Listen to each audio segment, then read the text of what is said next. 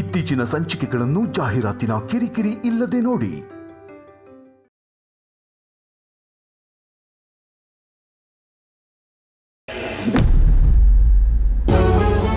ಅಖಿಲ, ನನ್ಗೆ ಯಾವ ಊಟ ನಿದ್ದೇನೂ ಬೇಕಾಗಿಲ್ಲ. ನೀನು ಮನೆಗೆ ಬಂದಿಯಲ್ಲ, ನನಗೆ ಅಷ್ಟೇ ಸಾಕು. ಈ ಸಂತೋಷದಿಂದ ನನ್ನ ಮನಸ್ಸಲ್ಲಿದ್ದ ಎಲ್ಲ ಭಾರನೂ ಇಳಿದಾಗಿದೆ. ನಾನು ದಿನ ದೇವರಲ್ಲಿ ಬೇಡ್ಕೊಳ್ಳೋದು ಇಷ್ಟೇ, ಅವತ್ತಾದಂಥ ಘಟನೆ ಯಾವತ್ತೂ ಆಗಬಾರ್ದು. ಅಂಥ ಕಷ್ಟ ಏನಾದರೂ ಬರೋದಿದ್ರೆ ಅದು ನನಗೆ ಬರಲಿ ಅಂತ. ಬೇಡ ರಘು,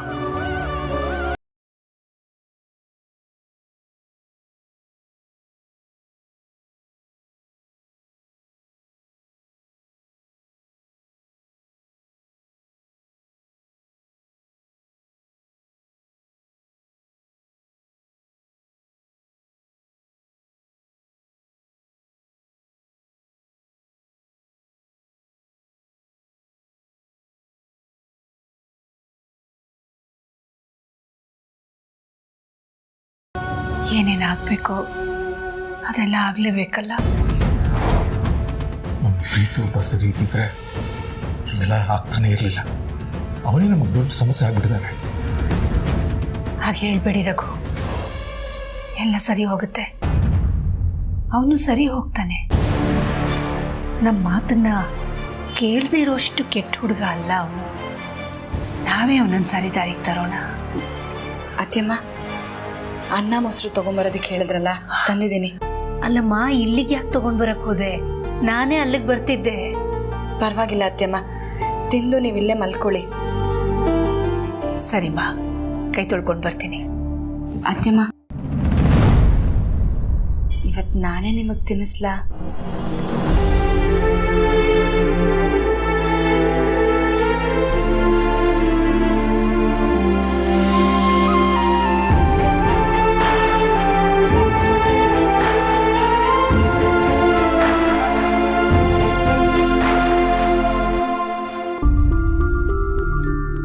ಸರಿನಮ್ಮ.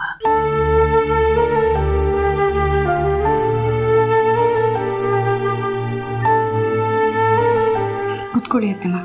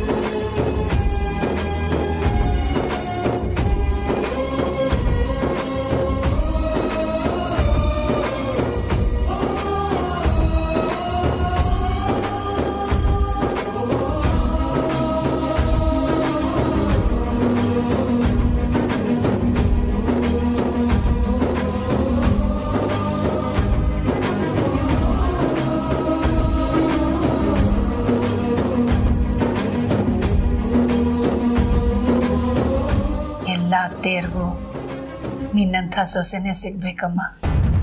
ಇಲ್ಲ ಅತ್ತೆಮ್ಮ, ಎಲ್ಲ ಸೊಸೆಯರ್ಗೂ ನಿಮ್ಮಂತ ಅತ್ತೆಮ್ಮ ಸಿಗ್ಬೇಕು. ಆವಾಗ ಅವ್ರ ಬಾಳು ಬಂಗಾರ ಆಗತ್ತೆ.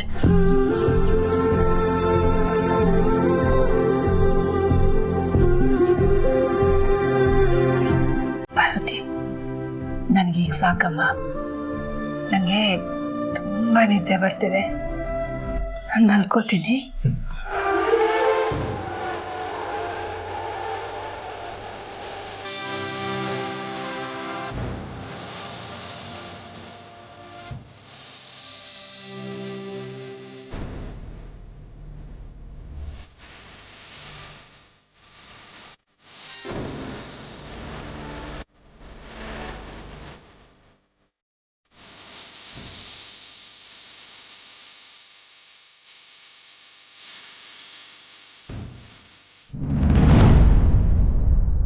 ನಿನ್ನ ಅಮ್ಮನ್ನ ರಕ್ಷಿಸೋದಕ್ಕೆ ನೀನ್ ಸುಳ್ಳು ಹೇಳ್ಬೇಡ.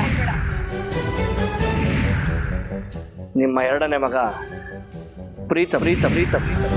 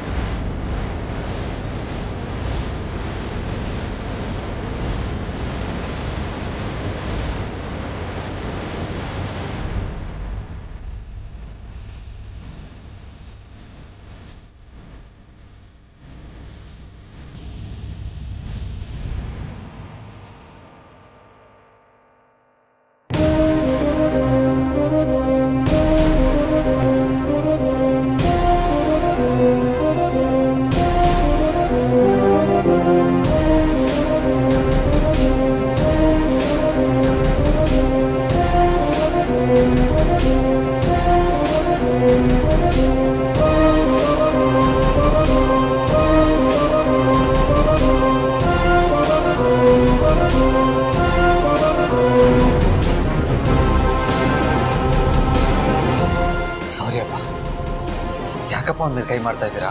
ಇನ್ನೇನಪ್ಪ ಮಾಡಬೇಕು? ಇವ್ನು ಮಾಡಿರೋ ಕೆಲಸಕ್ಕೆ ಇವ್ನ ಕೈ ಮುಗಿಬೇಕಾ? ಇವತ್ತು ಅರಸನಕೋಟೆ ನೆಮ್ಮದಿ ಹಾಳಾಗಕ್ಕೆ ಇವನೇ ಕಾರಣ. ಇಷ್ಟೆಲ್ಲ ಆದ್ರೂ ಇವನ್ ಮಾತ್ರ ಏನೂ ಆಗಿಲ್ಲ ಅನ್ನೋ ಥರ ಆರಾಮಾಗಿ ಕೂತಿದ್ದಾನೆ ನೋಡು.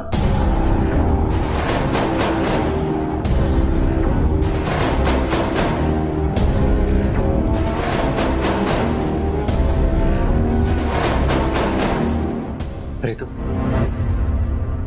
ನಿನ್ ರೂಮ್ಗೆ ಹೋಗು.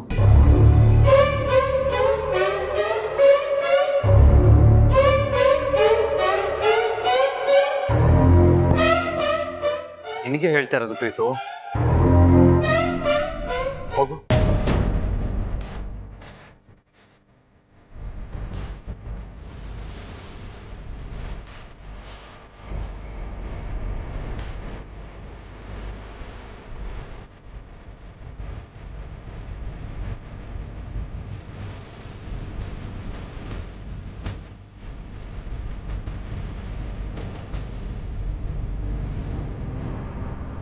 ಅಪ್ಪ, ಅಮ್ಮ ಅರೆಸ್ಟ್ ಆಗಿ ಸ್ಟೇಷನ್ಗೆ ಹೋಗಿರೋದಕ್ಕೆ ಪ್ರೀತು ಕಾರಣ ಇರಬಹುದು ನಿಜ. ಆದ್ರೆ ಈಗ ಅವನೇನು ಸಂತೋಷವಾಗಿಲ್ವಲ್ಲ. ಅಮ್ಮಂಗೆ ಈಗ ತಾನೇ ಬೇರೆ ಸಿಕ್ಕಿದೆ ಅಪ್ಪ.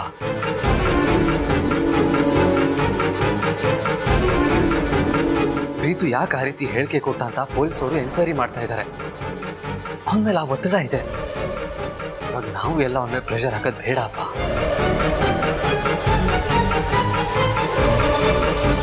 ಅಮ್ಮಂಗೆ ಗೊತ್ತಿಲ್ವಾಪ ಪ್ರೀತು ಸುಳ್ಳು ಕಂಪ್ಲೇಂಟ್ ಕೊಟ್ಟಿದ್ದು ಅಂತ? ಗೊತ್ತಿದ್ರು ಅವ್ರು ಸುಮ್ಮನೆ ಅರೆಸ್ಟ್ ಆದ್ರು. ಎಲ್ಲ ಆದ್ಮೇಲೂ ನೀವು ಅಮ್ಮನ ಜೊತೆ ದೀಪಾವಳಿ ಹಬ್ಬ ಸೆಲೆಬ್ರೇಟ್ ಮಾಡಬೇಕು ಅಂತ ಸ್ಟೇಷನ್ಗೆ ಕಳಿಸಿದ್ದು ಪ್ರೀತು.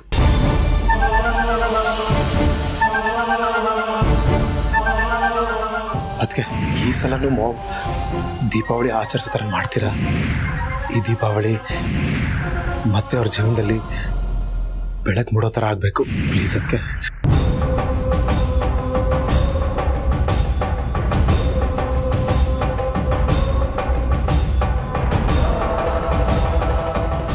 ಈಗಲೂ ಅಮ್ಮ ಬಂದಾಗ ಪ್ರೀತುನೇ ಹೋಗಿ ಕಾರ್ ಡೋರ್ ಓಪನ್ ಮಾಡ್ದ.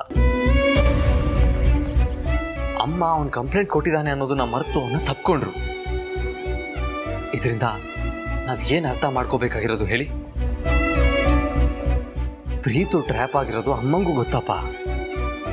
ಅವನಿಂದ ಕೊಲೆ ಆರೋಪ ಹೊತ್ತರು ಅಮ್ಮ ಅವನ್ನ ಎಲ್ಲೂ ಬಿಟ್ಕೊಡ್ತಾ ಇಲ್ಲ.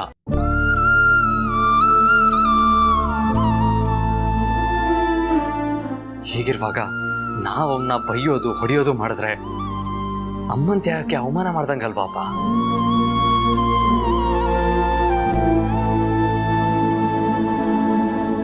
ಅಲ್ದೆ ಅಮ್ಮನೇ ಅವನ ಮೇಲೆ ಕೈ ಮಾಡದೆ ಸುಮ್ಮನಿರುವಾಗ ನಾನಾಗ್ಲಿ ನೀವಾಗ್ಲಿ ಅವನ ಮೇಲೆ ಕೈ ಮಾಡಿದ್ರೆ ನಮ್ ಕೋಪ ಕಮ್ಮಿ ಆಗ್ಬೋದು ಹೊರತು ಸಮಸ್ಯೆಗೆ ಪರಿಹಾರ ಸಿಗಲ್ಲಪ್ಪ.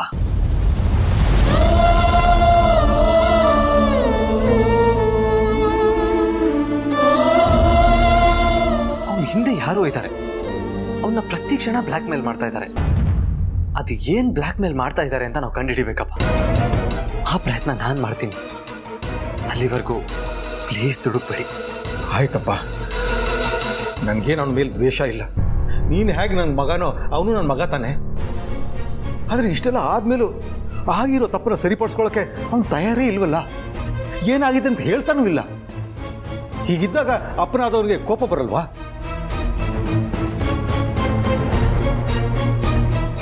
ಪೊಲೀಸ್ ಸ್ಟೇಷನ್ಗೆ ಹೋದಾಗಿಂದ ಅಖಿಲ ನಿದ್ದೆನೇ ಮಾಡಿಲ್ಲ. ಅದಕ್ಕೆ ಮನೆಗೆ ಬಂದ ಕೂಡಲೇ ಸರಿಯಾಗಿ ಊಟನೂ ಮಾಡದೆ ನಿದ್ದೆ ಜಾರ್ಬಿಟ್ಲು.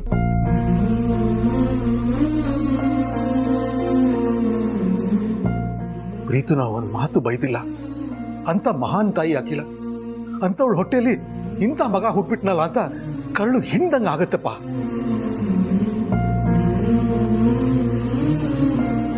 ಅಪ್ಪ ಅಮ್ಮನಿಗೆ ನಿಜವಾದ ಸವಾಲು ಯಾವಾಗ ಗೊತ್ತಾ? ಮಕ್ಕಳು ಬೆಳೆದು ನಿಂತಾಗ. ಅದು ಹೆಣ್ಣಾಗಿ ಗಂಡಾಗ್ಲಿ ಎಲ್ಲಿ ದಾರಿ ತಪ್ತಾರೋ, ಏನಾಗುತ್ತೋ ಏನು ಅಂತ ಹೆತ್ತವ್ರ ಮನಸ್ಸು ತುಡಿತಾ ಇರುತ್ತೆ. ಮುಂದೊಂದಿನ ಅದೇ ಪ್ರೀತಿ ಕಾಳಜಿ ಅವ್ರ ಮುಳ್ಳ ಚುಚ್ಚುತ್ತೆ ಅನ್ನೋದಕ್ಕೆ ನಮ್ಮ ಪ್ರೀತಿನೇ ಸಾಕ್ಷಿ.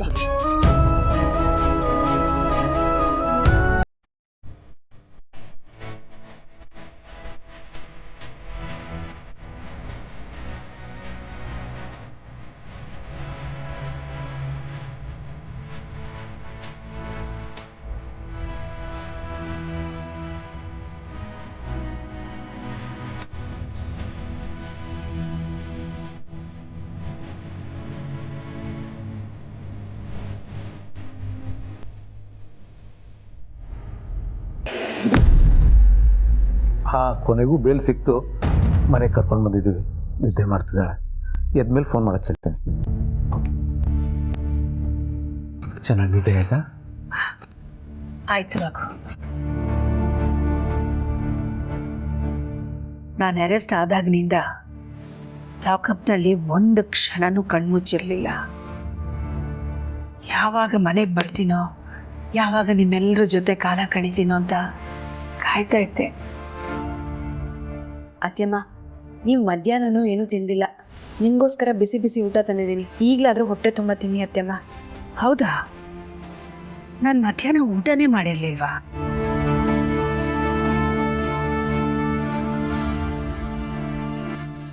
ಹೌದಕ್ಕಿಲ್ಲ, ನೀನು ಒಂದು ತುತ್ತು ತಿಂದು ಮಲಗಿದವಳು ಮಧ್ಯಾಹ್ನ ಊಟಕ್ಕೂ ಎದ್ದಿಲ್ಲ. ಆಯ್ತು, ಮಾಡ್ತೀನಿ.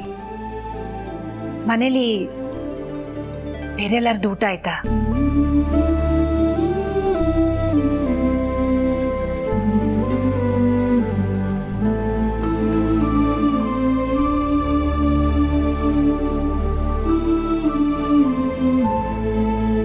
ಇಲ್ಲ ಅಕ್ಕ, ನೀವು ಮಧ್ಯಾಹ್ನ ಊಟ ಮಾಡಿಲ್ಲ ಅಂತ ನಾವು ಯಾರೂ ಊಟ ಮಾಡಿಲ್ಲ. ಮೊದಲನೇ ಸಲ ನಾನು ಉಪವಾಸ ಇರೋದಕ್ಕ.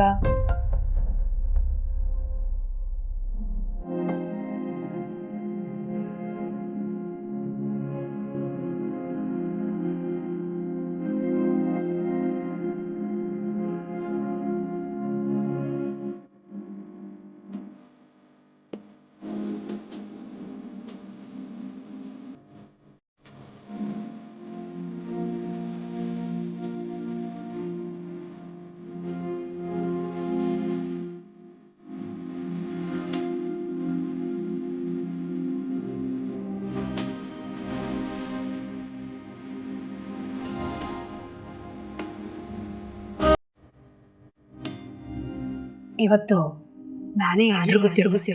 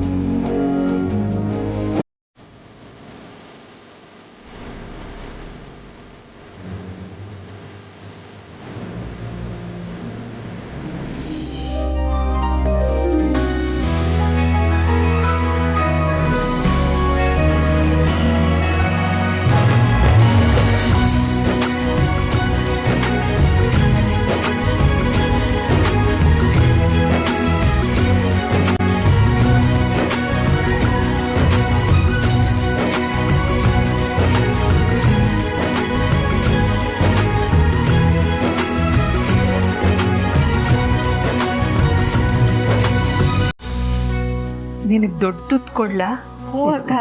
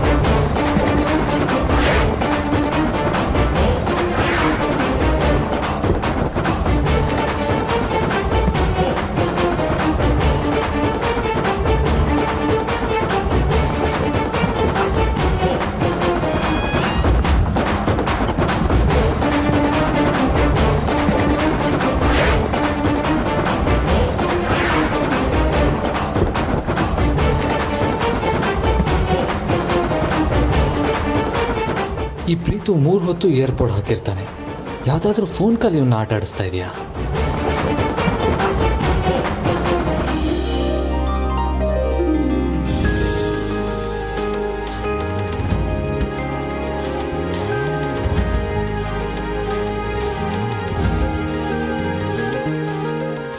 ಜೀವನದಲ್ಲಿ ಮನುಷ್ಯ ಎಷ್ಟೇ ಕೋಟಿ ಕೋಟಿ ಸಂಪಾದನೆ ಮಾಡಿರಲಿ, ಸಂಬಂಧ ಬಾಂಧವ್ಯದ ಮುಂದೆ ಅದು ಯಾವ ಲೆಕ್ಕಕ್ಕೂ ನಿಲ್ಲಲ್ಲ.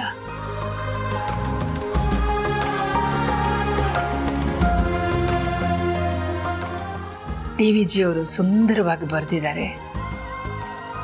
ಹುಲ್ಲಾಗು ಬೆಟ್ಟದಡಿ ಮನೆಗೆ ಮಲ್ಲಿಗೆಯಾಗು, ಕಲ್ಲಾಗು ಕಷ್ಟಗಳ ಮಳೆಯ ವಿಧಿ ಸುರಿಸೆ, ಕಲ್ಲು ಸಕ್ಕರೆಯಾಗು ದೀನ ದುರ್ಬಲರಿಂಗೆ, ಎಲ್ಲರೊಳಗೊಂದಾಗು ಮಂಕುತಿಮ್ಮ ಅಂತ.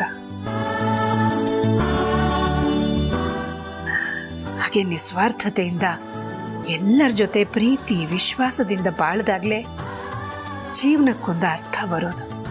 ಆಹಾ, ಎಂಥ ಮಾತು ಹೇಳಿದ್ರಿ ಅಕ್ಕ, ಸೂಪರ್. ದಾಮು, ಆ ಮಾತು ನಿನಗೆ ಚೆನ್ನಾಗಿ ಅನ್ವಯಿಸುತ್ತೆ. ಅಕ್ಕ ನನ್ನ ಗಂಡ ಮೋಹನ್ನ. ಏಯ್, ಅದೇನೇ ಅದು? ಯಾವಾಗ ನೋಡು ನನ್ನ ಗಂಡ ಮೋಹನ್ ಅಂತ ಒತ್ತಿ ಒತ್ತಿ ಹೇಳ್ತೀಯಲ್ಲ. ನಾನು ನಿನ್ನ ಗಂಡನೇ, ಸುಮ್ಮನೆ ಇರೋ. ನಿಮಗ್ ನೆನಪಿರ್ಲಿ ಅಂತ ಹೇಳ್ದೆ ಅಷ್ಟೇ.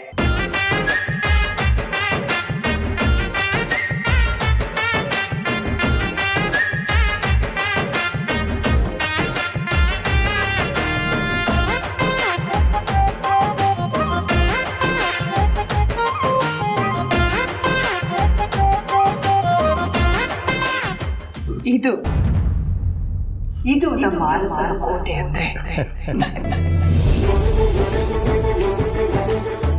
ನಮ್ಮೆಲ್ಲರ ಪ್ರೀತಿಯ ಬೇರು ಆಳವಾಗಿ ಹೋಗಿದೆ. ನಮ್ಮ ಈ ಒಗ್ಗಟ್ಟಿನ ತೇರನ್ನ ಒಡೆಯೋದಕ್ಕೆ, ನಿಲ್ಲಿಸೋದಕ್ಕೆ ಯಾರಿಂದನೂ ಸಾಧ್ಯ ಇಲ್ಲ.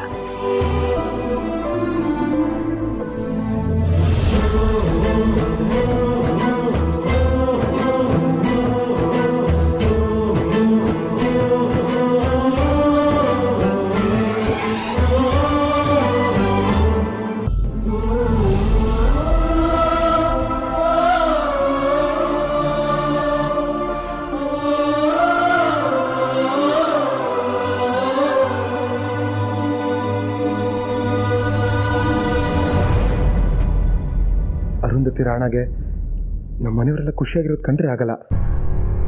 ಮತ್ತೆ ಫೋನ್ ಮಾಡಿ ಏನಾದ್ರು ಸಮಸ್ಯೆನ ಸೃಷ್ಟಿ ಮಾಡು ಅಂತ ಹೇಳಿದ್ರೆ ಏನು ಮಾಡ್ಲಪ್ಪ?